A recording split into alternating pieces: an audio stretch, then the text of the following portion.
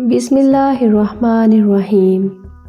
شروع اللہ کے نام سے جو بڑا مہربان اور نہایت رحم والا ہے۔ ناظرین، اللہ تعالیٰ سے دعا ہے کہ اللہ آپ کی تمام جائز حاجات کو پورا فرمائے اور آپ سب کو صحت و تندرستی والی لمبی حیاتی دے، آمین۔ ایک دفعہ امیر المومنین سیدنا عمر فاروق رضی اللہ عنہ چند صحابہ کرام کے ساتھ کسی بستی کی طرف جا رہے تھے۔ ایک بوڑھی خاتون راستہ میں ملی، آپ نے انہیں سلام کیا، وہ باتیں کرنے لگیں۔ حضرت عمر فاروق رضی اللہ عنہ بڑی توجہ سے سنتے رہے، پھر کہا کہ مجھے کچھ نصیحت کرو۔ خاتون نے بلا ہچکچاہٹ نصیحتوں کا دفتر کھول دیا اور کہا کہ اے عمر، جب میں نے تم کو عکاظ کے بازار میں دیکھا اس وقت تم عمیر کہلاتے تھے، لاٹھی ہاتھ میں لیے بکریاں چراتے پھرتے تھے۔ پھر کچھ زیادہ مدت نہ گزری کہ تم عمر کہلانے لگے۔ پھر ایک وقت ایسا آیا کہ امیر المومنین کہے جانے لگے۔ ذرا رعیت کے معاملے میں اللہ سے ڈرتے رہو اور یاد رکھو کہ جو اللہ کی وعید سے ڈرتا ہے اس کے لیے دور کی آدم بھی قریب کے رشتہ دار کی طرح ہوتا ہے۔ اس پر حضرت عمر کے ایک رفیق نے کہا کہ اے خاتون، تو نے امیر المومنین کے ساتھ بہت زبان درازی کی۔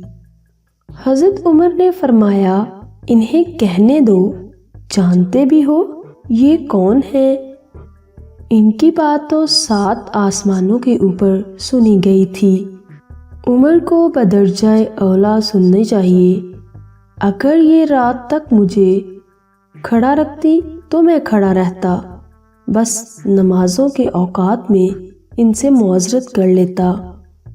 یہ حضرت خولہ ہیں جن کے بارے میں زہار کے مسئلے پر سورۃ مجادلہ نازل ہوئی۔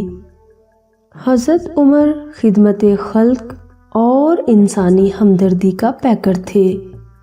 بیواؤں، یتیموں، محتاجوں، معذوروں، لاوارثوں، مصیبت زدوں کی تکلیف سے آپ بے تاب ہو جاتے تھے۔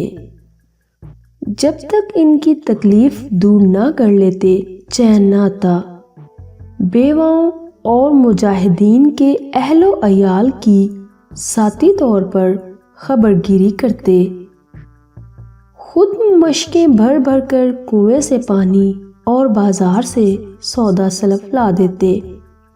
محاذ جنگ سے مجاہدین کے خط آتے تو خود ان کے گھر پہنچاتے۔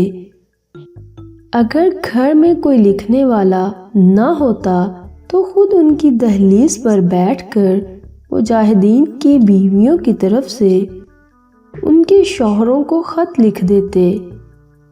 ایک دفعہ فرمایا کہ اگر میں زندہ رہا تو مدینہ تو ایک طرف، عراق تک کی بیواؤں کو ایسا بنا دوں گا کہ میرے بعد کسی کی محتاج نہ رہے۔ مدینہ کے باہر ایک اندھی محتاج بڑھیا رہتی تھی، اس کا کام کاج خود کراتے اور ضرورت کی اشیاء وہاں پہنچاتے۔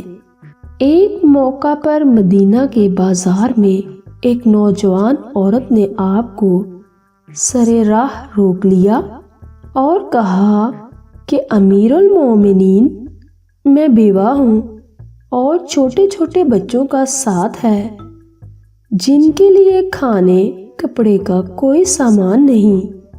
میں حضرت خفاف بن اما انصاری کی بیٹی ہوں جو حدیبیہ میں رسول اکرم صلی اللہ علیہ وسلم کے ساتھ تھے۔ حضرت فاروق اعظم نے بیوہ کی درد بھری داستان سنی، پھر اسے تھوڑی دیر رکنے کو کہا۔ واپس آئے تو تو بیت المال سے آٹا، کھجوریں، کپڑا اور دوسری اشیاء ضرورت لے کر اونٹ پر لادیں اور اس کے پاس لے گئے اور کہا، اے میری بیٹی، یہ اونٹ اور سامان رست تیرے لیے ہے، اسے لے جا، آئندہ تمام ضروری سامان تیرے گھر پہنچ جایا کرے گا۔ سفر شام سے واپسی پر راستے سے ذرا ہٹ کر ایک خیمہ دیکھا۔ اونٹ روک کر وہاں گئے۔ ایک عمر رسیدہ نابینا عورت موجود تھی۔